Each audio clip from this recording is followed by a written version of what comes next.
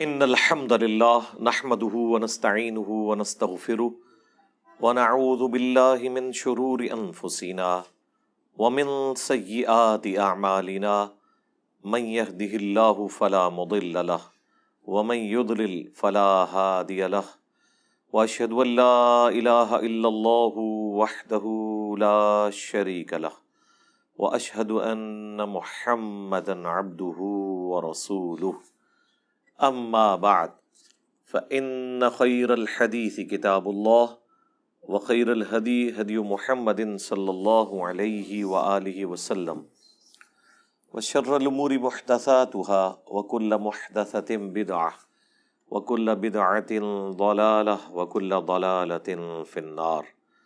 اعوذ بالله السميع العليم من الشيطان الرجيم من همزه ونفخه ونفثه. بسم الله الرحمن الرحيم. رب اشرح لي صدري ويسر لي امري واحلل عقدة من لساني يفقهوا قولي. بسم الله الرحمن الرحيم. ان الله وملائكته يصلون على النبي يا ايها الذين آمنوا صلوا عليه وسلموا تسليما. اللهم صل على محمد وعلى آل محمد كما صليت على إبراهيم وعلى آل إبراهيم إنك حميد مجيد. اللهم بارك على محمد وعلى آل محمد كما باركت على إبراهيم وعلى آل إبراهيم إنك حميد مجيد. اللهم ربنا آتنا في الدنيا حسنة وفي الآخرة حسنة وقنا عذاب النار. ربنا آتنا من لدنك رحمة وهيئ لنا من أمرنا رشدا. لا إله إلا أنت سبحانك إني كنت من الظالمين. حسبنا الله ونعم الوكيل. يا حي يا قيوم برحمتك أستغيث ولا حول ولا قوة إلا بالله العلي العظيم. آمين. الحمدللہ آج 28 اگست 2022 کو سنڈے کے دن قرآن کلاس نمبر 127 کی انشاءاللہ تعالی اسٹوڈیو ریکارڈنگ ہونے جا رہی ہے.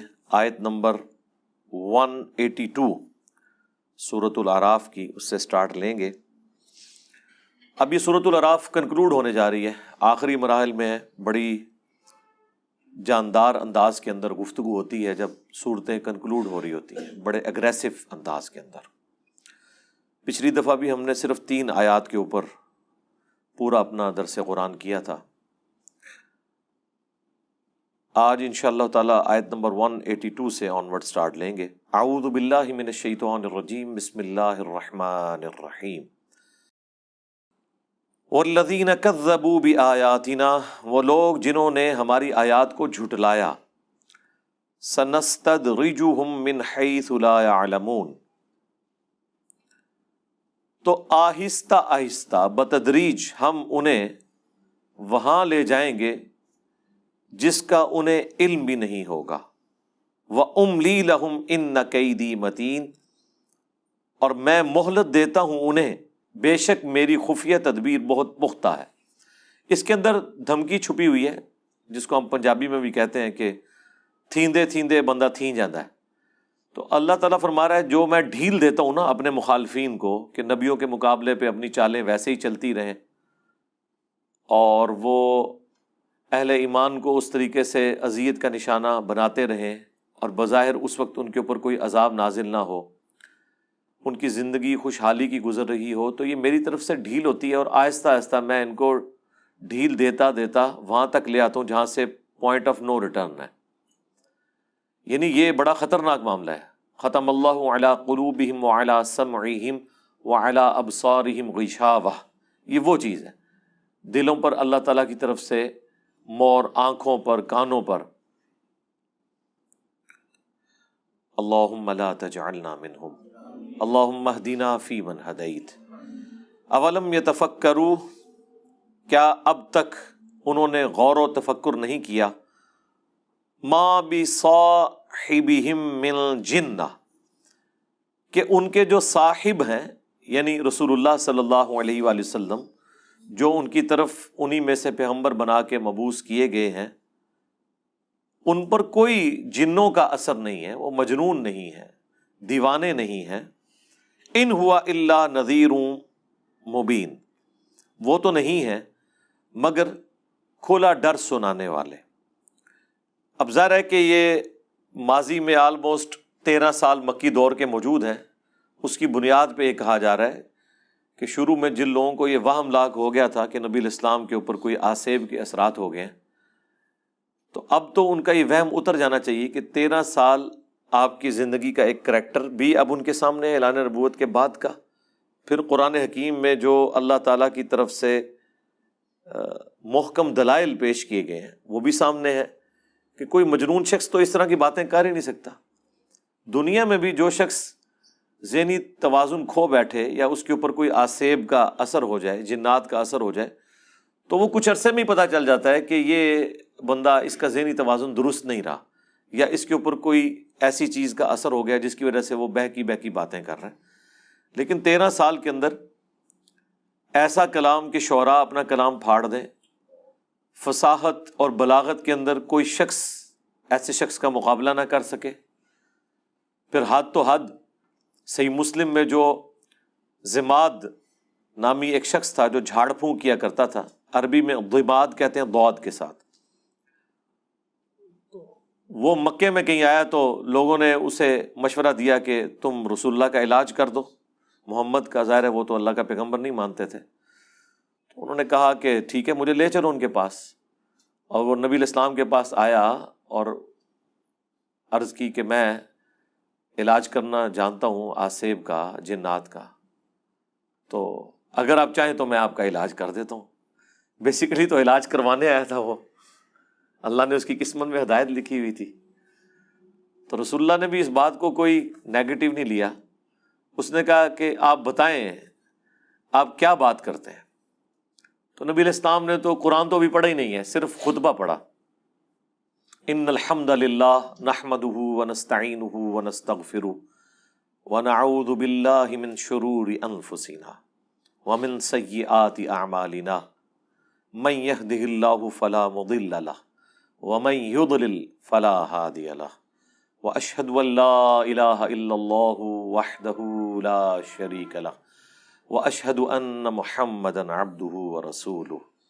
جناب کیا کیفیت طاری ہو گئی اس بندے کے اوپر۔ اس نے کہا جی ذرا ایک بار دوبارہ مجھے سنائیں۔ تو نبی علیہ السلام نے یہی جب کلمات دوبارہ ریپیٹ کیے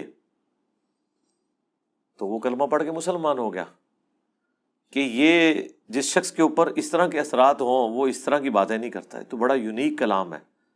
قرآن نہیں تھا، صرف رسول اللہ کی فصاحت اور بلاغت سنی اس نے۔ تو اب یہ سب کچھ دیکھنے کے بعد ایٹ لیسٹ ان لوگوں کو تو ایمان لے آنا چاہیے تھا جو نبی علیہ السلام کے مخالفین تھے، اور انہوں نے علاج کے لیے اپنی طرف سے ایک بڑا ایکسپرٹ آدمی بھیجا۔ وہ ایکسپرٹ قائل ہو گیا کہ بھائی میں اس فیلڈ کا ایکسپرٹ ہوں، یہ شخص مجنون نہیں ہے۔ جو مجنون آپ کو گمان کر رہے تھے ان کی تو وہ فیلڈ ہی نہیں تھی، وہ تو صرف گالی گلوچ تک تھے، اندازے لگا رہے تھے۔ جو اس فیلڈ کا ایکسپرٹ ہے وہ کہہ رہا ہے کہ نہیں، یہ غیبی کلام ہے، یہ اللہ کا کلام ہے، یہ کوئی انسان نہیں بات کر سکتا اس طرح کی۔ لیکن دیکھیں ہدایت پھر بھی اسی اکیلے کو ہی ملی ہے۔ جس طرح کہ موسیٰ علیہ السلام کے مقابلے پر جادوگر ہی ایمان لے کر آئے، دوسرے جو دیکھنے والے تھے جو ان جادوگروں کو لے کر آئے تھے انہیں ہدایت نہیں ملی۔ ہونا تو چاہیے تھا جب جادوگر ایمان لے آئے کہ یہ جادو نہیں ہے تو تمہیں تو ویسے ہی ایمان لے آنا چاہیے، کیونکہ تمہاری تو فیلڈ ہی نہیں ہے۔ جن کی فیلڈ ہے وہ مان رہے جادو نہیں ہے۔ ہر فیلڈ میں اس فیلڈ کا ایکسپرٹ اس کی ایپیکس کو جانتا ہے۔ جادو زیادہ سے زیادہ کیا کر سکتا ہے ایک جادوگر ہی بتا سکتا ہے نا۔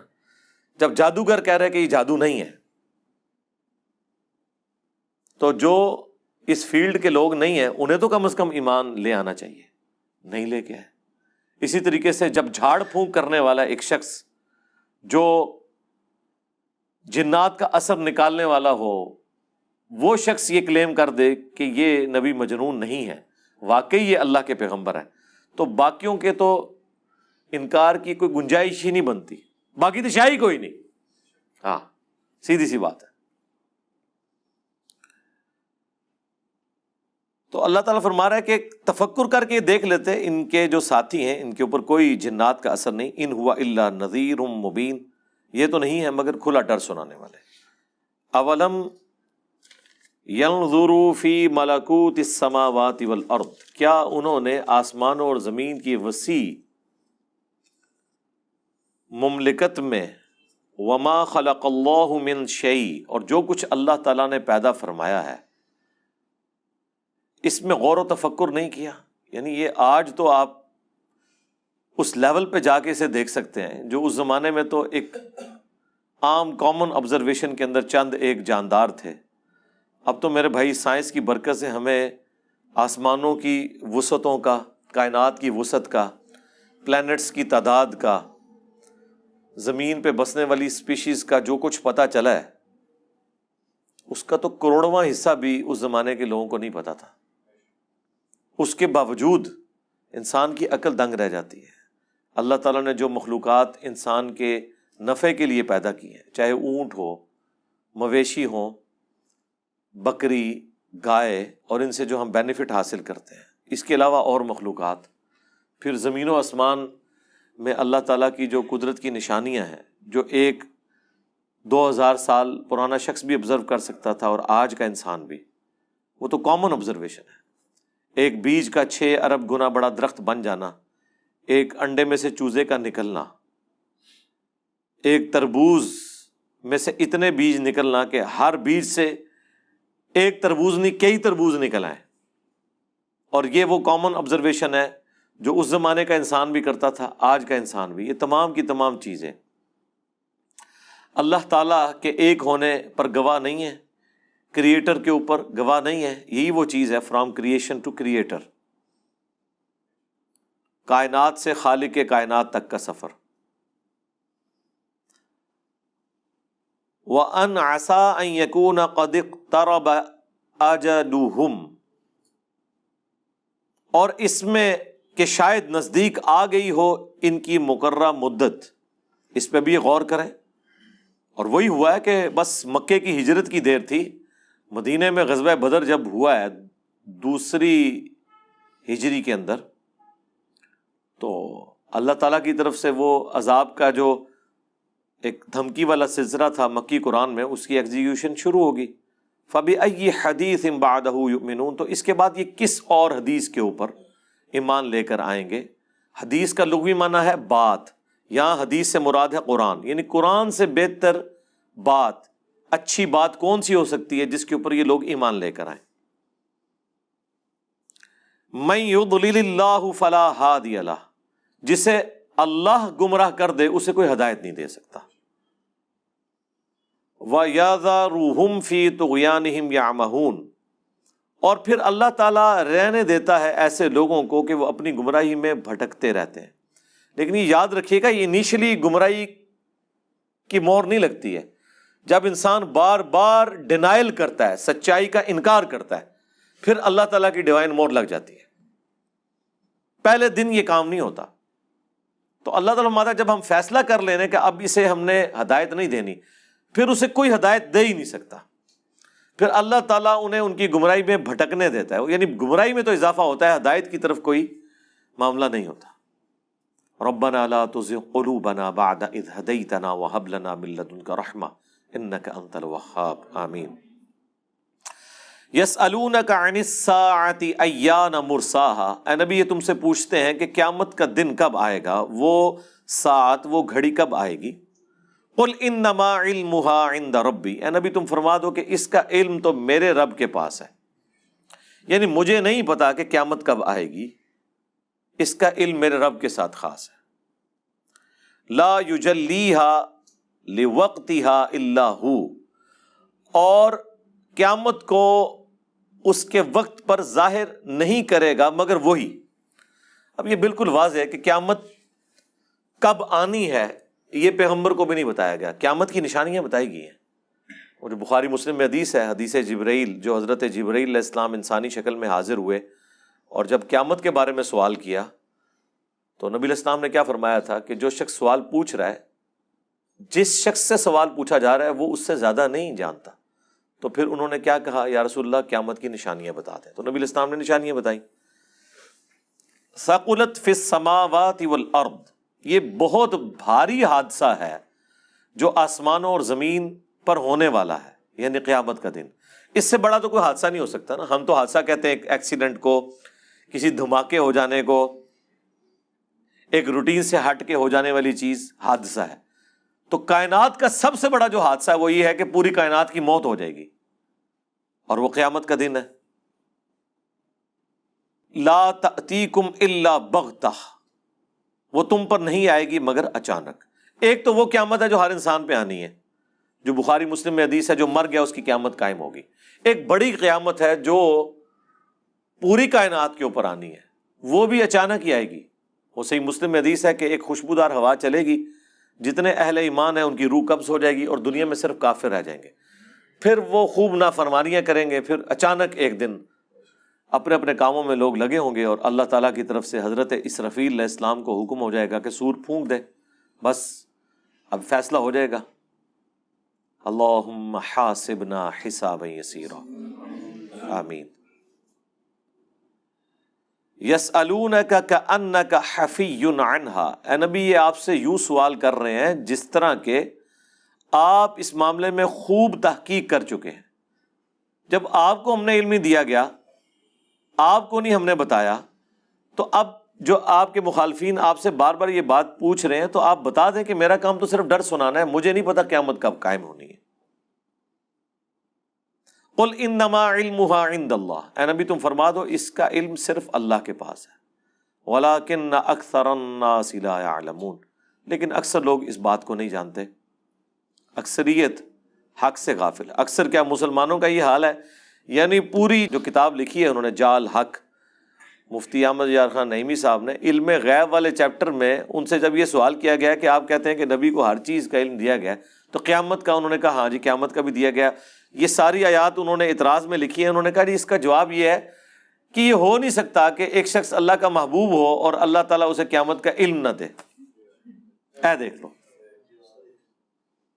یعنی یہ تو اسی طریقے سے ہے کہ کرسچنز کہیں کہ یہ ہو نہیں سکتا کہ ایک بندہ بغیر باپ کے پیدا ہو اور اللہ کا محبوب ہو اور اللہ اسے بیٹا نہ بنائے.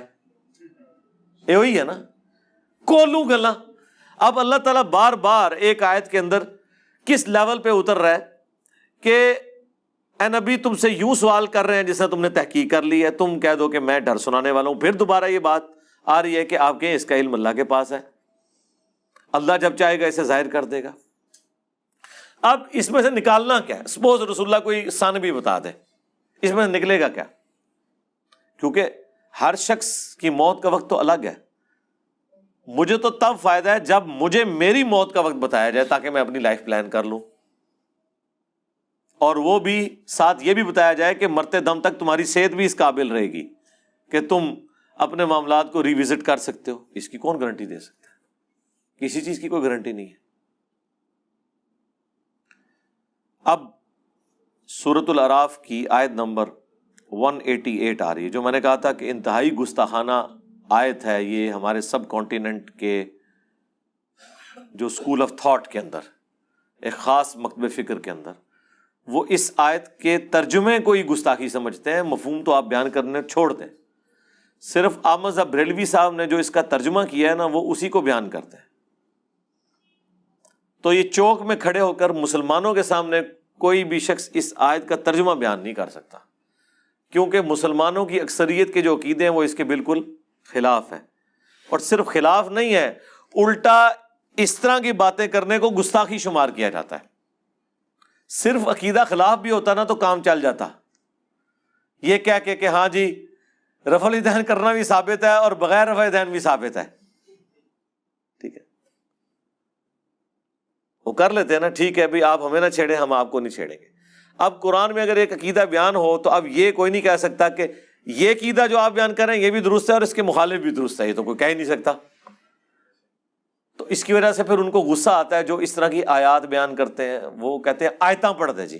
ہمارے یہاں ایک اسٹوڈنٹ تھے, جب نیا نیا ہم نے دعوت کا کام شروع کیا تو ایک کالج کا بچہ تھا, تو اس کے والد جو ہے پریشان ہو کے تو وہ میرے پاس آیا کہ جی آپ نے میرے بچے کو ایسی آیتیں دی ہیں کہ وہ سائیکو ہو گیا.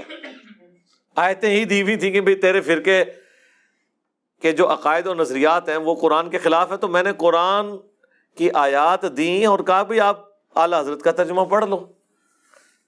اعلیٰ حضرت سے میں نے تو نہیں گن پوائنٹ پہ اس کا ترجمہ کروایا، آپ اس کا پڑھ لو. سورہ الاعراف کی آیت نمبر 188، قُلْ لَا أَمْلِكُ لِنَفْسِي نَفْعًا وَلَا ضَرًّا، اے نبی تم فرماؤ میں تو اپنی جان کے حق میں بھی کسی نفع اور نقصان کا مالک نہیں ہوں. یعنی میں اپنے آپ کو بھی خود نفع نہیں پہنچا سکتا. اب یہاں ہوتا تو اللہ تعالیٰ کو یہ مشورہ دیتے کہ آپ بریکٹ میں لکھیں مگر اللہ کے اذن سے. عطائی اور ذاتی کے فرق کے ساتھ، مستقل بالذات اور غیر مستقل بالذات کے فرق کے ساتھ، محدود اور غیر محدود کے فرق کے ساتھ، یہ ساری کہانیاں. قُلْ لَا أَمْلِكُ لِنَفْسِي نَفْعًا وَلَا ضَرًّا إِلَّا مَا شَاءَ اللَّهُ، ہاں مگر جو اللہ چاہے. میں مالک نہیں ہوں، مالک کون ہے؟ اللہ. وہ میرے لیے جو چیز نفع من چاہے گا وہ نفع بخش ہوگی، جو میرے لیے وہ نقصان مقرر کر دے گا، جو مجھے تکلیف اس نے دینی ہے وہ وہی دے گا، میں وہ تکلیف ٹال نہیں سکتا. اچھا آپ حیران ہوں گے کہ بعض لوگ اس کے ترجمے میں بھی گڑبڑ کرتے ہیں. وہ کہتے ہیں یہ جو آیا نا کہ اے نبی تم فرماؤ میں اپنی جان کے لیے بھی نفع اور نقصان کا مالک نہیں ہوں الا ماشاء اللہ، لیکن جتنا اللہ نے مجھے اختیار دیا ہوا ہے وہ اس پاسے ٹر پیندے نے. ہاں مگر جو اللہ چاہتا ہے نا اتنا میں نفع کا مالک ہوں، نقصان کا مالک ہوں اپنا. لیکن قرآن میں تو باطل نہ آگے سے داخل ہو سکتا ہے، نہ پیچھے سے، نہ دائیں سے، نہ بائیں سے. یہ آیت مکمل تو نہیں ہوئی. اس آیت میں اللہ تعالیٰ نے اسے دوسرے انداز میں ہی بیان کر دیا ہے تاکہ کوئی یہ والا مطلب لے ہی نہ سکے. کیسے؟ وَلَوْ كُنْتُ أَعْلَمُ الْغَيْبِ، اگر میں خود سے غیب جان لیتا، میں فورسی کر لیتا کہ مستقبل میں کیا ہونے والا ہے، لَاسْتَكْثَرْتُ مِنَ الْخَيْرِ، تو میں خیر کثیر جمع کر لیتا. وَمَا مَسَّنِيَ السُّوءُ، اور مجھے کبھی کوئی تکلیف نہ پہنچتی. میں پہلے ہی فورسی کر لیتا کہ غزوہ احد میں اس جگہ پہ میرے دانت شہید ہونے ہیں، میں اس جگہ پہ جاتا ہی نہ، میرے دانت شہید ہوتے ہی نہ.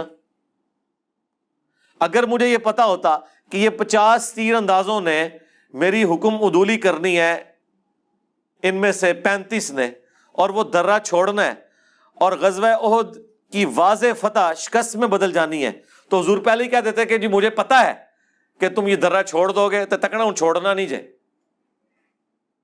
حضور کو تو نہیں پتا تھا. بخاری کے الفاظ ہیں تم دیکھو کہ چیل اور کوے آ کے ہماری لاشیں اٹھا رہے ہیں، نوچ رہے ہیں، تب بھی تم نے درہ نہیں چھوڑنا. اس سے آگے کوئی شخص کس طرح کسی کو سمجھا سکتا ہے؟ پھر بھی چھوڑ دیا. اور اس کا نقصان صرف امت نے نہیں اٹھایا، نبی الاسلام کے بھی 4 دانت شہید ہوئے، بخاری مسلم میں آیا. اتنا خون بہہ گیا کہ شہادت کی خبر مشہور ہو گئی. اور قرآن میں پھر وہ آیات نازل ہوئیں، وما محمد الا رسول قد خلت من قبلہ الرسل افإن مات او قتل، محمد تو نہیں مگر ایک رسول، ان سے پہلے بھی اور رسول گزر چکے ہیں، اگر یہ مر جائیں یعنی کہ وصال شریف فرما جائیں، یا قتل ہو جائیں یعنی کہ شہید ہو جائیں، تو کیا تم اپنے دین سے الٹے قدم پھر جاؤ گے؟ اور جو کوئی الٹے قدم پھیرے گا وہ اپنا نقصان کرے گا، اللہ کا کوئی نقصان نہیں کرے گا. اور اللہ تعالیٰ شاکرین کو جزا دے گا، یعنی ثابت قدم رہنے والوں کو. تو اب اندازہ کریں کہ نبی الاسلام کے دانت مبارک شہید ہو گئے، غلطی کس کی تھی؟ ساتھیوں کی، صحابہ کی، امت کی. اور وہ غلطی بھگتنی کسے پڑی؟ سب کو، انکلوڈنگ نبی الاسلام کو. ہونا تو چاہیے تھا نبی الاسلام اس تکلیف سے نہ گزرتے. تو مجھے بتائیں جب رسول اللہ صحابہ میں موجود ہوں، اللہ تعالیٰ پھر بھی غلطی کا لحاظ نہ کرے اور اس لیول کے اوپر اس کا جواب دے کہ وقت کا پیغمبر وہ بھی افیکٹی ہو اس کا، تو آج رسول اللہ تو دنیا میں موجود نہیں ہے. آج ہم یہ کیسے کہہ سکتے ہیں کہ یا اللہ اپنی مرضی کی زندگی گزاریں گے لیکن جو کچھ بھی ہے تیرے محبوب کی امت سے ہیں؟ جب محبوب دنیا میں تھے اور ڈائریکٹ دعائیں ان کی ہمارے ساتھ تھیں، تب بھی محبوب کی نافرمانی کرنے کے اوپر نہ صرف ماننے والوں کے اوپر عذاب آیا بلکہ نبی علیہ السلام کو بھی تکلیف سے گزرنا پڑا۔ آج رسول اللہ ہمیں موجود بھی نہیں اور ہم دھڑلے کے ساتھ نافرمانیاں کریں اور امید کریں کہ نبی علیہ السلام کی دعاؤں کا حصہ ہمیں مل جائے گا۔ عقل کام کرتی ہے آپ کی؟ کمپیریزن کروا کے دیکھیں۔ تو اگر میں غیب جان لیتا تو خیر کثیر جمع کر لیتا اور مجھے کبھی کوئی تکلیف نہ پہنچتی۔ ان انا الا نذیر، میں تو نہیں ہوں سوائے اس کے کہ ڈر سنانے والا ہوں، و بشیر لقوم یؤمنون، یا پھر بشارت دینے والا ہوں ان لوگوں کو جو کہ ایمان لے آئیں، بات مان لیں۔ بس دو ہی کام ہوتے ہیں پیغمبر کے، بشیر اور نذیر۔ جو مان لیں انہیں بشارت آخرت کی جنتوں کی، اور جو نہیں ماننے والے انہیں آخرت کا ڈر سنانا۔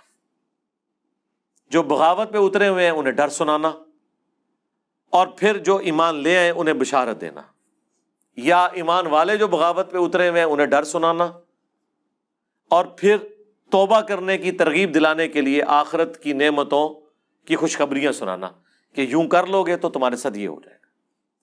تو یہ میرے بھائیوں، اس کے اندر ایک آیت کے اندر استعانت کا عقیدہ بھی کلیئر ہو گیا کہ کوئی کسی کو نفع نقصان دے ہی نہیں سکتا، تو جب دے نہیں سکتا تو پھر پکار کے کیا کر رہا ہے۔ اور سب سے بڑی ایگزامپل اگر کسی شخصیت کی پیش کی جا سکتی تھی تو وقت کے پیغمبر کی تھی۔ مجھے بتائیں اگر رسول اللہ کا یہ سٹیٹس ہے تو بابت شاہی کوئی نہیں۔ اسی لیے پھر وہ آپ کو کہتے ہیں آپ نے قرآن ڈائریکٹ نہیں پڑھنا، آپ گمراہ ہو جائیں گے۔ اچھا جی انڈائریکٹ پڑھا دیں، لیکن جو قرآن میں لکھا ہوا ہے وہی بتانا ہے۔ ادھے وچ کیڑی شے نکل رہی ہے وہ نہیں دسنی، جیڑی باہروں نظر آ رہی ہے وہ تو دسو نا اللہ دے بندو۔ اور یہ ہمیں یہ بتانا چاہ رہے ہیں کہ قرآن نعوذ باللہ کوئی اتنی دھوکے والی کتاب ہے کہ باہر سے کچھ اور نظر آ رہا ہوتا ہے، اندر اس کے اندر کچھ اور ہے۔ تو قرآن تو یہ نہیں کہہ رہا، قرآن تو کہہ رہا ہے کتاب فصلت آیات، اس کی آیات اللہ نے کھول کھول کر تفصیل کے ساتھ بیان کر دی ہیں۔ وَلَقَدْ يَسَّرْنَا الْقُرْآنَ لِلذِّكْرِ فَهَلْ مِن مُدَّكِرٍ، قرآن نصیحت کے لیے اللہ نے آسان کر دیا ہے، کون ہے جو اس سے نصیحت حاصل کرے؟ اچھا جنہوں نے قرآن کی دعوت آپ تک پہنچانی تھی انہوں نے بجائے خود نصیحت حاصل کرنے کے یا آپ کو نصیحت کی بات کرتے، آپ قرآن پڑھنا شروع کرے تو کہتے تونوں کے پتہ کیڑی آیت منسوخ ہے تو کیڑی ناسخ ہے، اے رہ گئے ٹوٹل۔ اور یہ جو آپ کو کہہ رہے ہیں نا اسے خود بھی نہیں پتا کہ قرآن میں کتنی آیات ناسخ ہیں کتنی منسوخ ہیں۔ ٹوٹل 5 آیات ہیں جو منسوخ ہیں، 6500 آیات میں وہ جو 5 آیات منسوخ ہیں اس کی وجہ سے آپ کو باقی کی آیات نہیں پڑھنے دے رہا، اور وہ جو منسوخ ہیں اس سے کسی کے عقیدے پہ کوئی فرق نہیں پڑ رہا۔ پہلے اللہ تعالیٰ نے زانی کے لیے سزا دی تھی، ایسی عورت کو گھر میں قید کر دیا جائے، بعد میں زانی کی سزا نازل ہو گئی۔ اب مجھے بتائیں اس سے یا علی مدد کیسے ثابت ہو جائے گا، یا شیخ عبد القادر جیلانی کیسے ثابت ہو جائے گا ناسخ و منسوخ سے؟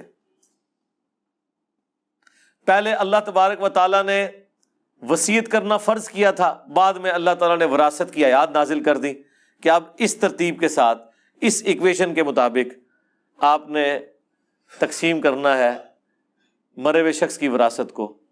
اس سے قرآن کے کس عقیدے میں کوئی فرق پڑ گیا؟ اس طریقے سے یہ دھوکہ دینے کی کوشش کرتے ہیں۔ پہلے آیا تھا کہ ایک مسلمان جو ہے وہ 10 کے اوپر بھاری ہے، پھر جب مسلمان زیادہ تعداد میں ہو گئے ایمان کا لیول وہ نہیں رہا، اس وجہ سے نہیں کہ پرانے والوں کا ایمان نیچے آ گیا، اس وجہ سے کہ جو نئے والے تھے ان کا ایمان اس لیول کا نہیں تھا، تو اوور آل ریشو پروپورشن تو گرے گا۔ پھر اللہ نے کہا کہ ایک مسلمان 2 پہ بھاری ہے، اے جی ناسخ و منسوخ،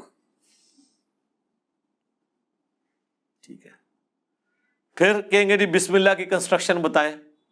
سرکار بسم اللہ کی عربی کنسٹرکشن بتائیں نہ بتائیں، بسم اللہ اللہ ہی کے نام سے شروع ہونا ہے، شیطان کے نام سے نہیں شروع ہونا، نہ عبد القادر جیلانی کے نام سے شروع ہونا ہے۔ یہ جو کڈنا کہ جے وہ دسو، تسی جو کڈنا کاٹ دو، نکالنا صرف یہ ہے کہ آپ کو متنفر کروانا ہے کہ آپ نے قرآن کی طرف نہیں آنا۔ باتیں ٹھیک ہے لیکن فہم ٹھیک نہیں۔ اچھا آپ بتائیں فہم کیا لینا ہے؟ فارم وہ لینا ہے جو اس میں لکھا ہوا ہے نا، ایگزیکٹ اسے الٹ کر کے فارم لینا ہے۔ ہمیں پتہ چل گیا ویسے، فارم لینا بھی ہمیں آ گیا ہے کہ جو لکھے ہے نا وہ نہیں مننا بالکل، یعنی لکھا ہے نا ایاک نعبد و ایاک نستعین، تو اس کے الٹ چلنا ہے، یہ فہم میں ہوتا ہے۔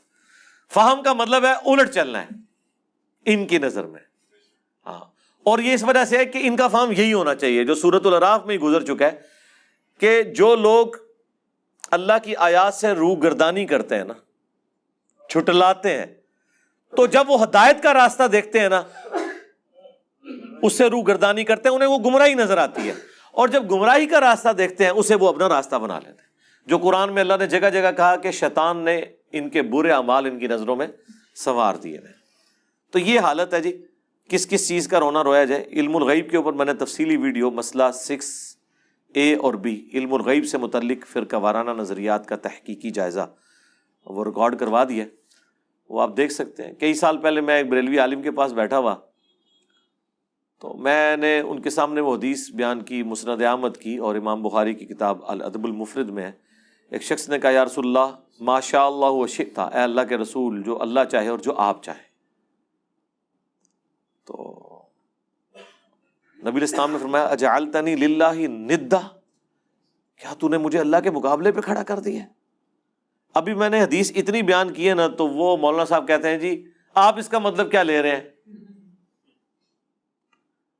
میں نے کہا جو ہے وہی مطلب لے رہے ہیں۔ کہتے ہیں نہیں، یہ مطلب نہیں اس کا مطلب یہ ہے کہ نبی علیہ السلام پوچھ رہے تھے کہ مجھے آپ نے اللہ تو نہیں بنا دیا ہوا، یعنی اگر اللہ بنا کے مجھے کہہ رہے ہو نا جو اللہ کی مرضی اور جو نبی آپ کی مرضی، پھر تو ہے شرک، اور اگر اللہ بنائے بغیر پھر خیر ہو۔ میں کہا رکو ذرا صبر کرو، ابھی حدیث مکمل نہیں ہوئی ہے۔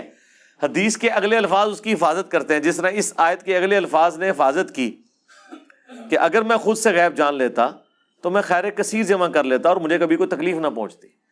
غیب وہی ہے جو اللہ بتا دیتا ہے، جب نہیں بتاتا تھا نہیں پتا ہوتا تھا۔ اگلے الفاظ اس حدیث میں یہ ہیں قل بل ما شاء اللہ وحدہ، بلکہ کیا ہے جو اکیلا اللہ چاہے۔ تو اب ان الفاظ نے وہ معاملہ ہی ختم کر دیا کہ جی اللہ سمجھتے ہوئے نہیں کہہ سکتے، بغیر اللہ سمجھ، رسول اللہ نے تو کہہ دیا تم کو اکیلے اللہ جو چاہے۔ ہونا چاہیے تھا وہاں نبی علیہ السلام فرماتے ہیں کہ نہیں اس طرح کر لو، مستقل بذات، غیر مستقل بذات، عطائی، ذاتی، محدود، غیر محدود، کنیاں کہانیاں انہوں نے بنائی ہیں، اندازہ کرو۔ تو وہ مولوی خاموش ہو گیا، اس کے پاس جواب نہیں تھا۔ میں نے کہا یار یہ تم لوگ کیا کرتے ہو اللہ کے بندو؟ پھر وہ جو مسلم کی حدیث ہے، ایک جو صحابی خطبہ دیتے ہوئے کہہ رہے تھے من یطع اللہ ورسولہ فقد رشد، جو اللہ اور رسول کی اطاعت کرے وہ کامیاب ہو گیا، ومن یعصہما، اور جو ان دونوں کی نافرمانی کرے فقد غوا، تو وہ بہک گیا بے شک۔ جملہ بالکل درست تھا کانٹیکسٹ میں کہ جو اللہ اور اس کے رسول کی اطاعت کرے وہ کامیاب ہوا، اور جو ان دونوں کی نافرمانی کرے وہ بہک گیا۔ کانٹیکسٹ میں جملہ بالکل درست تھا، لیکن نبی علیہ السلام نے فرمایا بئس الخطیب انت، کتنا برا خطیب ہے تو کیا ومن یعص اللہ ورسولہ فقد غوا، جو اللہ رسول کی نافرمانی کرے وہ گمراہ ہوا۔ تو نے یہ کیوں کہا کہ جو ان دونوں کی کرے؟ صرف وہ کہتا نا ان دونوں کی، پھر بھی کچھ چانسز تھے۔ جب وہ یہ کہہ چکا کہ جو اللہ رسول کی اطاعت کرے وہ کامیاب ہوا اور جو ان دونوں کی نافرمانی کرے وہ گمراہ ہوا، تو کانٹیکسٹ میں جملہ بالکل درست تھا۔ وہ اللہ رسول کو پہلے ہی الگ کر چکا ہوا تھا، لیکن نبی علیہ السلام نے کہا دوبارہ بھی الگ کرنا ہے۔ ہائے ہائے ہائے، یہ امام الموحدین ہی کہہ سکتے ہیں۔ اور یہ حدیث ابو داؤد میں ہے، وہاں تو آگے الفاظ ہیں قم اذهب، اٹھ اور نکل جائے ادھر سے، یعنی میٹھے انداز میں فرمایا۔ توحید تو پھر میٹھے انداز میں نہیں ہوتی نا، مولانا اسحاق صاحب والی بات کہ بھائی جب توحید بیان ہوئے گی تو گستاخی تو آٹومیٹکلی ہو جائے گی۔ توحید میں یہ تو نہیں کہا جائے گا کہ اللہ نال بابے بھی ہوندے نے، توحید میں تو ہوتے ہی ہے کہ اللہ ہے اور کوئی چیز نہیں ہے، تو گستاخی تو آٹومیٹکلی ہو جاتی ہے۔ اسی طریقے سے یہ مولانا اسحاق نے تو اتنا ہی فرمایا تھا، اس میں نے ویلیو ایڈیشن کی ہے کہ جب حدیث بیان کی جائے گی نا، جب نبی علیہ السلام کی بات کی جائے گی تو بابوں کی گستاخی آٹومیٹکلی ہو جائے گی، کیونکہ بابے تو بالکل الٹ بات کر کے گئے ہیں۔ جب آپ یہ بات کریں گے کہ نبی علیہ السلام نے یہ فرمایا اور بابا تو وہ ہے جس نے اپنا مرید نگاہ مار کے جلا دیا ہے. اور بخاری مسلم میں ہے کہ انس ابن مالک کہتے ہیں 10 سال حضور کو وضو کروایا, کبھی حضور نے مجھے ڈانٹا نہیں ہے, کبھی یہ نہیں کہا کہ یہ کیوں کیا اور یہ کیوں نہیں کیا. تو آٹومیٹیکلی عبد القادر جیلانی کی گستاخی تو ہوگی کہ بھائی بابا تو مرید ایک لوٹے کی ٹوٹی ٹیڑھی ہونے کے اوپر جلا دیا, اور نبی علیہ السلام تو اس طرح کے تھے. تو آٹومیٹیکلی جب سیرت النبی بیان ہوتی ہے تو بابے فارغ ہو جاتے ہیں. یہ نیچرل چیز ہے. اس لیے ہم نے عرض کیا کہ نبی کے جیسا ہے ہی کوئی نہیں, بابے تھے شاہ ہی کوئی نہیں. یہ نیچرل چیز ہے. قرآن میں ایک آیت ہے, نبی علیہ السلام پہ اعتراض کرتے ہوئے کافر کہتے ہیں اللہ نے ان کا اعتراض نقل کیا ہے کہ ایک ایسا شخص ہے اس نے اتنے خداؤں کا ایک ہی خدا کر دیا. یہ اعتراض پیش کیا جا رہا ہے کہ اتنے ہمارے خدا تھے, لات منات عزا, یہ کہہ رہے ہیں نہیں ایک ہے. ہمارے کیس میں یہ اعتراض ایسے بن گیا کہ یہ کیا ہوا کہ اتنے بابے ختم کر کے ایک ہی بندے کی بات کر رہا ہے جس کی قبر مدینے میں صلی اللہ علیہ وآلہ وسلم. ٹھیک ہے, تو بیماری وہی ہے, مختلف شکل میں نظر آتی ہے آپ کو. اس آیت پہ تو خیر اور بھی بولا جا سکتا تھا, یہ متقاضی تھی کہ میں اس کے اوپر تفصیلی گفتگو کرتا. هو الذی خلقکم من نفس واحدہ, وہی اللہ ہے, وہی خدا ہے جس نے تمہیں ایک جان سے پیدا کیا. وجعل منہا زوجہا, اور اسی میں سے اس کا جوڑا سیدہ حوا کو پیدا کیا. لیسکن الیہا, تاکہ تم اس سے اطمینان سکون حاصل کرو. یہ یعنی اللہ تعالیٰ نے میاں بیوی کا جو ریلیشن شپ ہے یہ ایسا غیر معمولی رشتہ رکھا ہے کہ خونی رشتہ نہیں ہوتا, اس کے باوجود اللہ تعالیٰ پیار محبت ڈال دیتا ہے, ایک دوسرے کا سکون کا ذریعہ بن جاتا ہے. فلما تغشاہا, اور جب مت ڈھانپ لیتا ہے اسے. دیکھیں کتنے کنٹرول الفاظ کے اندر ایک چیز کو بیان کیا جا رہا ہے. یہ ہے اسلام کا سیکس ڈسپلن. حملت حملا خفیفا, تو وہ عورت اس کی وجہ سے پریگننٹ ہو جاتی ہے اور شروع میں وہ حمل ہلکا ہوتا ہے. فمرت بھی, اور وہ پھر اس کے ساتھ چلتی پھرتی ہے. لیکن جب وہ پریگنینسی میچور ہوتی ہے, فلما اثقلت, جب وہ بوجھل ہو جاتی ہے, یعنی جب وہ ڈلیوری کا وقت قریب آتا ہے, تو پھر کیا ہوتا ہے, دعوا اللہ ربہما, تو وہ دونوں میاں بیوی اپنے رب کے حضور دعا کرتے ہیں. لئن آتیتنا, اگر تو نے ہمیں عطا کی, یعنی اولاد, صالحن, بالکل ستھری تندرست, لنکونن من الشاکرین, تو ہم ضرور تیرا شکر ادا کریں گے. لیکن ہوتا کیا ہے, فلما آتاہما, جب اللہ تعالیٰ ان دونوں کو عطا کر دیتا ہے صالحہ تندرست اولاد, جعلا لہ شرکاء فیما آتاہما, تو وہ اس اولاد کے اندر اللہ کے مقابلے پر اور ہستیوں کو شریک کرنا شروع کر دیتے ہیں جو کہ اللہ نے عطا کی ہوئی چیز ہے. ایک تو ہے نا, کوئی شخص کہتا ہے کہ فلاں شخص کی دعا لگ گئی مجھے, یہ تو ٹھیک ہے, دعا کا تو مطلب یہ ہے کہ اس نے بھی اللہ سے مانگا ہے, اللہ سے لے کے نہیں دیا. نہ نہ نہ نہ نہ, یہ نہیں ہو سکتا. وہ سورہ شورا میں اللہ نے فرمایا جسے چاہتا ہوں بیٹے دیتا ہوں, جسے چاہتا ہوں بیٹیاں دیتا ہوں, جسے چاہتا ہوں دونوں دیتا ہوں, اور جسے چاہتا ہوں بے اولاد رکھتا ہوں. نبی علیہ السلام کی بھی سوائے سیدہ ختیجہ کے ساری بیویاں بے اولاد ہیں. ایک ماریہ قبطیہ سے ابراہیم پیدا ہوئے, باقی تو کسی عورت کی کوئی اولاد نہیں ہوئی ہے. تو کیا عورت کو اولاد کی خواہش نہیں ہوتی ہے؟ لیکن نہیں, سیدہ عائشہ کی تو کوئی اولاد ہونی چاہیے تھی نا لاجیکلی, کہ جنہوں نے رسول اللہ کے بعد 47 سال اس حجرے میں اکیلے زندگی گزارنی ہے, اس حجرے کے اندر جہاں ان کی یادیں ہیں اپنے خاوند کے ساتھ, اور جو وقت کا پیغمبر بھی ہے, وہ 47 سال کئی صدیاں ہیں جو حضرت عائشہ نے گزاری ہیں. آپ سوچ نہیں سکتے اس جدائی کو, اس غم کو. تو ایک بڑھاپے کا سہارا مل جاتا, وہ اللہ کی مرضی ہے بھائی, کون کس کو. وہ کہتے ہیں جی لوح محفوظ پہ دیکھا عبد القادر جیلانی نے تو اس کی قسمت میں کوئی اولاد نہیں تھی, اپنے کھاتے میں سے 7 بیٹے دے دیے. ہاں, اب مجھے بتائیں, آپ تو اس بات کو رو رہے ہیں کہ یہ غیر اللہ کو اللہ کے ساتھ شریک ٹھہرا رہے ہیں. نہ نہ سرکار, گل ود گئی ہے, یہ تو اللہ کے اوپر لے گئے ہوئے ہیں. شریک تو تب ٹھہراتے ہیں نا جب کہتے ہیں کہ یہ بھی دیتے ہیں اور وہ بھی دیتے ہیں. وہ کہتے ہیں اللہ نے تو اس میں کوئی حصہ نہیں رکھا ہوا تھا, انہوں نے وہ حصہ لے کے دے دیا خود سے. اس کے بعد بھی انسان یہ کہ میں مسلمان ہوں اور میں لا الہ الا اللہ کا ماننے والا ہوں اور میں نماز میں پڑھتا ہوں ایاک نعبد و ایاک نستعین, تو پھر تو یہ گورے کی عدالت میں مقدمہ پیش ہونا چاہیے تاکہ پہلی تاریخ میں یہ مقدمہ فارغ ہو جائے. پاکستان میں تو تاریخیں پڑھتی رہیں گی نا, وہ کہے گا بھائی فارغ. میں تو کہتا ہوں جس نے قرآن و سنت کے دلائل کی روشنی میں اپنے ایمان کا سرٹیفکیٹ لینا ہے نا تو کافروں سے لے کہ یہ ہمارا سلیبس ہے. اب آپ ذرا بتائیں کون کون اس کے مطابق چل رہا ہے؟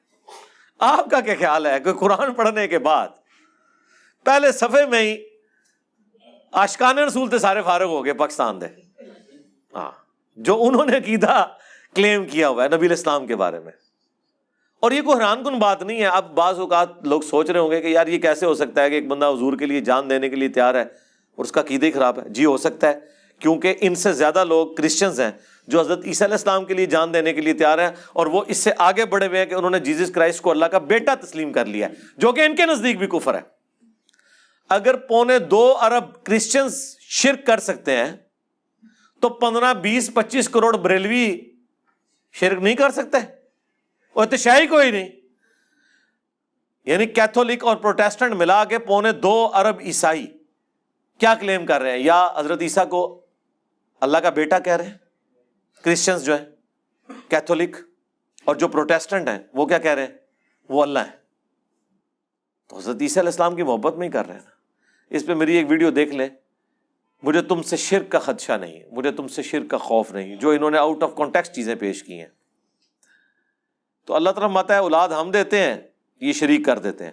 فتعال اللہ عما یشرکون, تو اللہ کی ذات بہت بلند ہے اس شرک سے جو یہ کر رہے ہیں. کسی کو یہ ٹینشن نہ ہو جائے کہ اتنا توحید کے اوپر جو اللہ تعالیٰ زور دے رہا ہے تو کوئی اللہ تعالیٰ کی کوئی چیز ٹیک پہ لگی ہوئی ہے. نہیں جی, اللہ کو کوئی فرق نہیں پڑتا. جو جتنا مرضی شرک کرے اللہ کو آلودہ نہیں کر سکتا. اللہ کی شان بہت بلند ہے. سبحان ربک رب العزت عما یصفون وسلام علی المرسلین والحمد للہ رب العالمین. ایشرکون ما لا یخلق شیئا وہم یخلقون, کیا شریک بنا رہے ہیں انہیں جس نے پیدا نہیں کیا کسی بھی چیز کو, الٹا وہ چیزیں خود پیدا ہوئی ہیں. اب چاہے یہ انبیاء کے بارے میں کلیم ہو یا بتوں کے بارے میں, دونوں ہی پیدا ہوئے ہوئے ہیں نا. بت بھی انسان خود تراشتا ہے, پیغمبر نے اپنے آپ کو خود تو نہیں پیدا کیا, اللہ نے اسے پیدا کیا. اس کا بھی دنیا میں آنے کا وہی ذریعہ بنایا جو باقی انسانوں کا.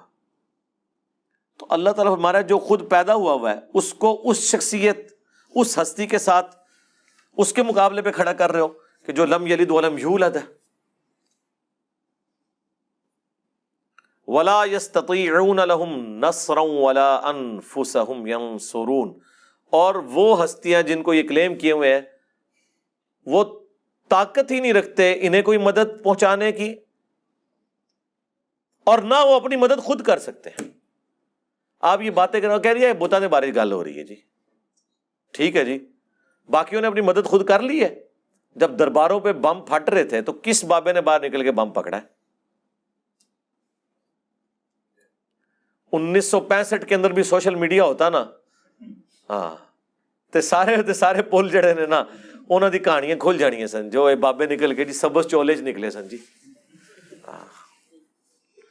بابے ویسے کدھر نے آج کل؟ یہ سیلاب آیا ہوا ہے,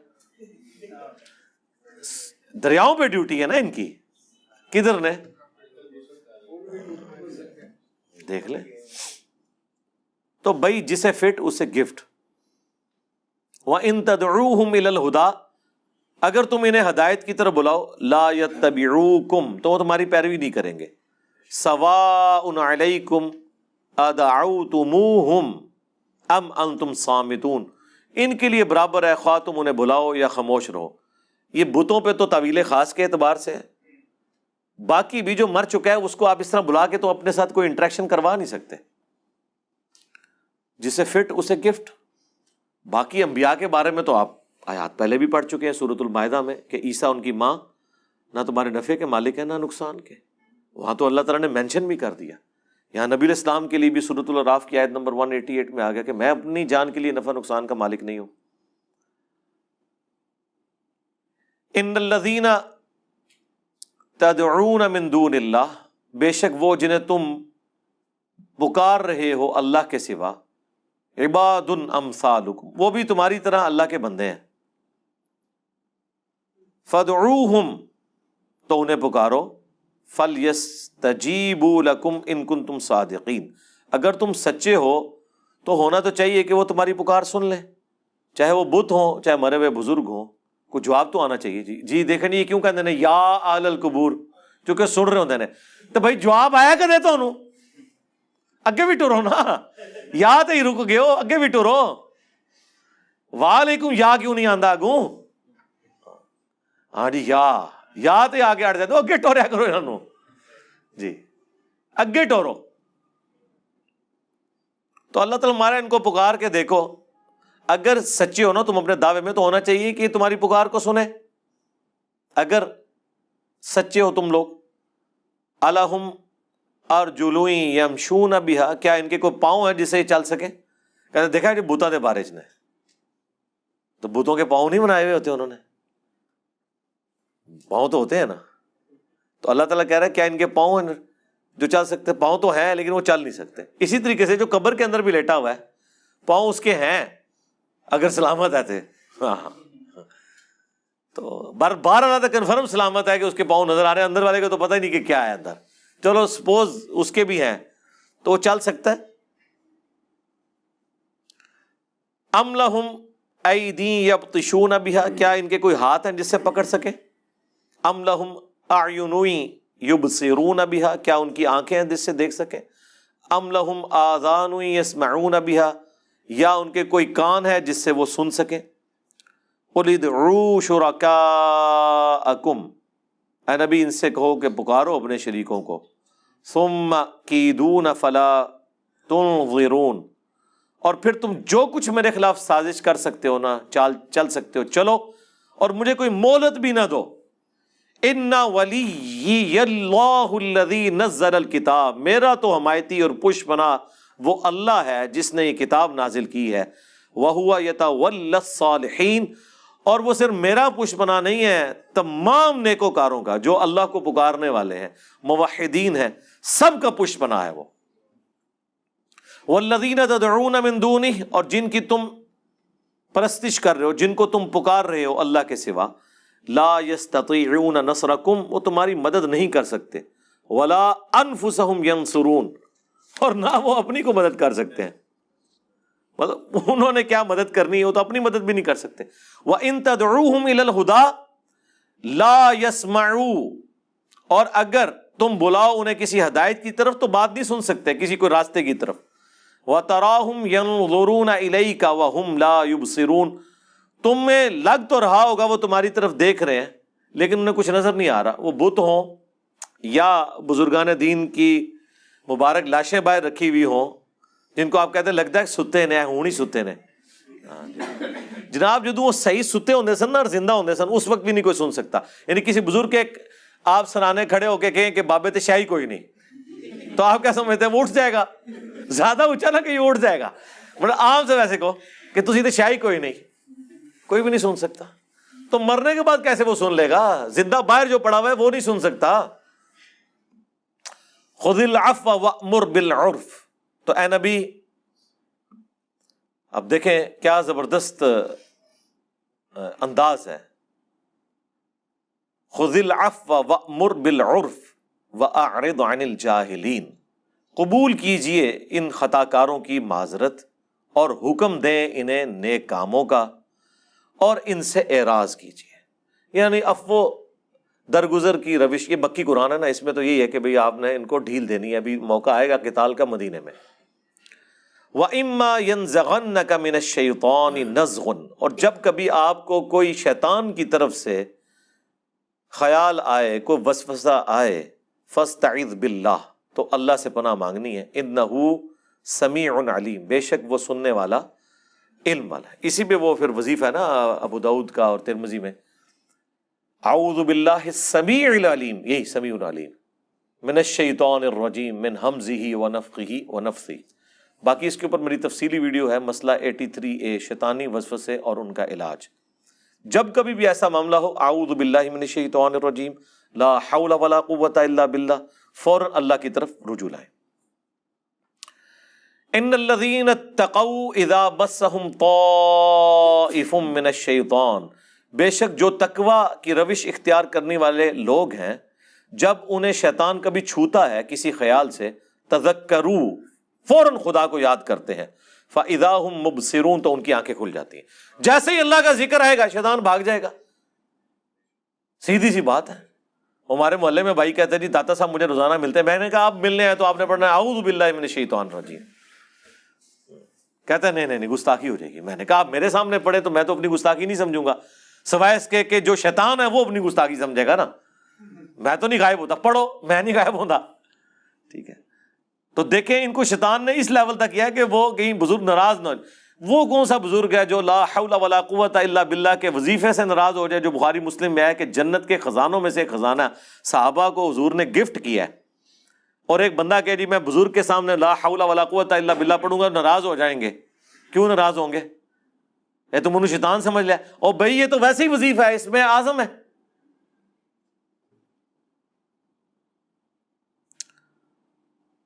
وَإِخْوَانُهُمْ يَمُدُّونَهُمْ فِي الْغَيِّ، اور شیطانوں کے بھائی جو ہے نا وہ کھینچ کر لے کے جاتے ہیں ان شیاطین کو گمراہی کی طرف. ثُمَّ لَا يُقْصِرُونَ، پھر کوئی کسر نہیں چھوڑتے. اے پنجابی چ بھی آیا کہ کوئی کسر نہیں رہنے دیتی، یہ عربی جو ہے پھر کوئی کوتاہی نہیں کرتے، پھر پہنچا کے آتے ہیں وہ شیاطین وہاں پہ ان کو. ظاہر ہے جب آپ خدا سے روگردانی کریں گے، جو سورہ الزخرف میں ہے کہ جو رحمان کے ذکر سے روگردانی اختیار کرتا ہے اللہ تعالیٰ اس پہ شیطان مسلط کر دیتا ہے جو اس کا ساتھی بن جاتا ہے.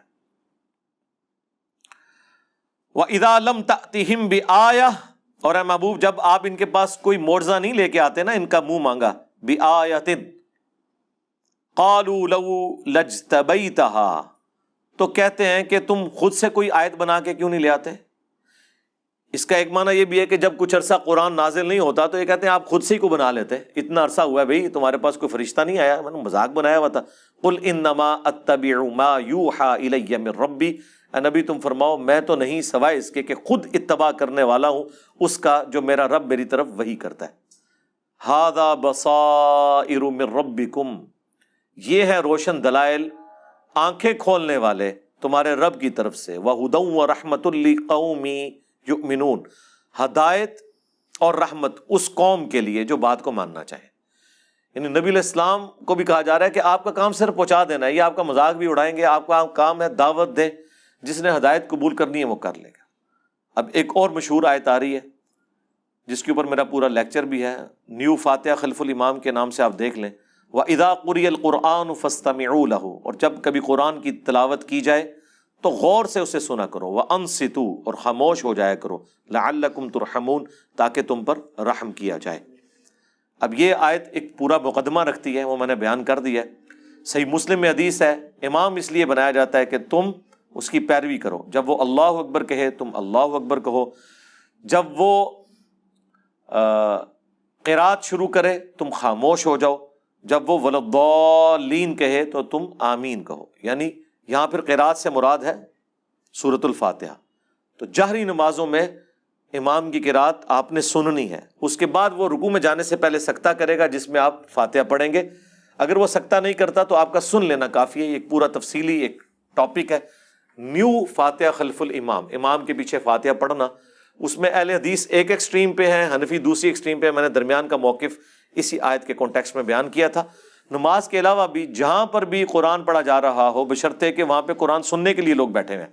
یہ نہیں کہ یہاں آپ اپنا کام کر رہے ہیں اور ایک بندہ آگے ادھر کیسٹ اونچی آواز میں کوئی تلاوت کی لگا دیتا ہے، وہ کوئی پابند نہیں آپ سننے کے.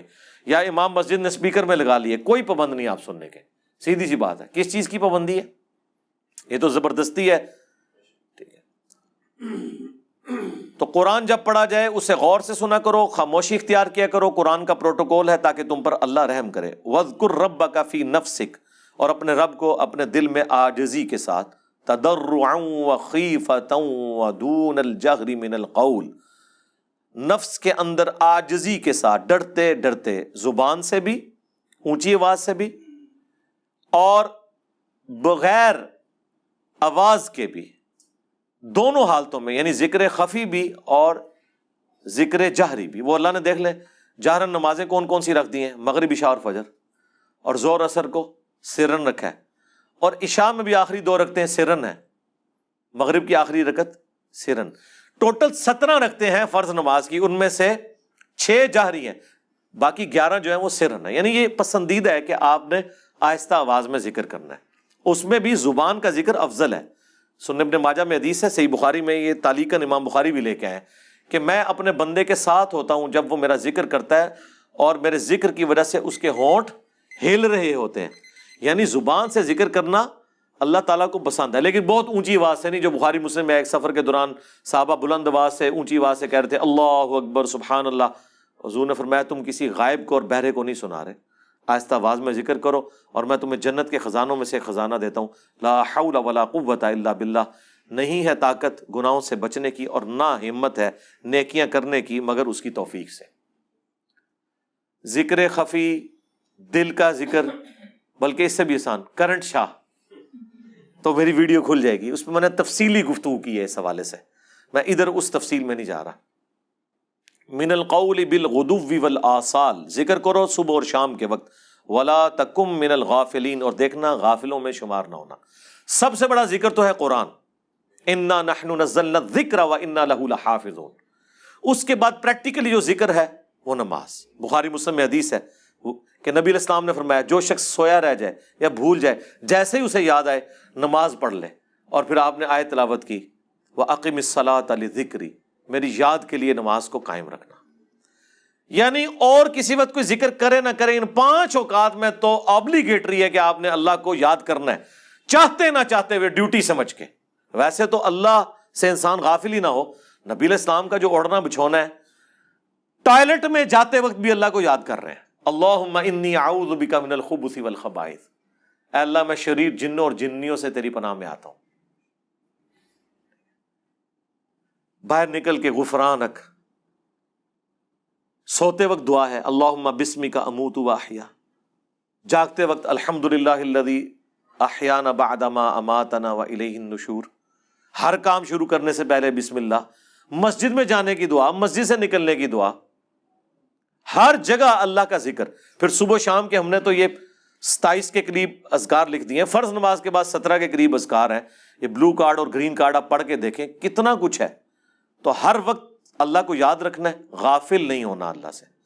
اور اللہ فرما رہا ہے کہ تم غافل ہو جاؤ تو ہو جاؤ، اللہ کی ایک مخلوق ایسی ہے، ان الذین عند ربک، بے شک وہ جو اللہ کے پاس ہیں فرشتے، لا یستکبرون عن عبادتی، وہ کوئی تکبر، کوئی سستی اور کاہلی، کوئی اکڑ بازی نہیں کرتے ہیں کہ وہ کبھی غفلت اختیار کر لیں اللہ کا ذکر کرنے سے، اس کی عبادت سے روگردانی کر لیں۔ وَيُسَبِّحُونَهُ، اور وہ اس کی پاکی بیان کرتے رہتے ہیں، وَلَهُ يَسْجُدُونَ، اور اسی کو وہ سجدہ کرتے ہیں۔ اللہ اکبر۔ یہ ٹو باؤ ڈاؤن بھی کر لینا کافی ہے۔ مسئلہ نمبر 119 میرا سجدہ تلاوت کے اوپر آپ دیکھ لیں۔ اور تسبیح کیا کرتے ہیں، وہ بخاری مسلم میں حدیث ہے کہ فرشتوں کی تسبیح کیا ہے، سبحان اللہ وبحمدہ سبحان اللہ العظیم۔ تو اللہ تعالیٰ ہمارا ہے کہ فرشتے تو غافل نہیں ہوتے، وہ تو کریں گے۔ یہ بھی ہمارا وہم نکالنے کے لیے، ورنہ اللہ کو تو فرشتوں کی بھی عبادت کی حاجت نہیں ہے۔ عبادت کرنے میں فرشتوں ہی کا نفع ہے اور ہمارا عبادت کرنے میں ہمارا ہی نفع ہے۔ ٹھیک ہے جی۔ تو یہاں پہ ماشاء اللہ تعالیٰ ہماری یہ سورۃ الاعراف، یہ آپ سمجھیں ایک بہت بڑا ایک مائل سٹون تھا۔ یہ 2 صورتیں جو ہے نا، سورۃ الانعام اور سورۃ الاعراف، یہ کمال کی صورتیں ہیں جوڑے کی شکل میں۔ الحمدللہ ہمارا یہاں پر مکی قرآن کا بڑے والا پورشن الحمدللہ کمپلیٹ ہوا ہے۔ اب انشاءاللہ ہم مدنی جنت میں داخل ہوں گے انشاءاللہ، سورۃ الانفال سے انشاءاللہ اگلی کلاس سٹارٹ کریں گے۔ اللہ تعالیٰ سے دعا ہے جو حق بات کہی اللہ تعالیٰ ہمارے دلوں میں راسخ فرمائے، اگر جذبات میں میرے منہ سے کوئی بات غلط نکل گئی تو اللہ تعالیٰ ہمارے دلوں سے محو کر دے۔ ہمیں معاف بھی فرما دے، ہمیں کتاب و سنت کی تعلیمات پر عمل کر کے دوسرے بھائیوں تک پہنچانے کی توفیق عطا فرمائے۔ سبحانک اللہم و بحمدک، اشہد ان لا الہ الا انت، استغفرک و اتوب الیک، وما علینا الا البلاغ المبین۔ جزاکم اللہ خیرا۔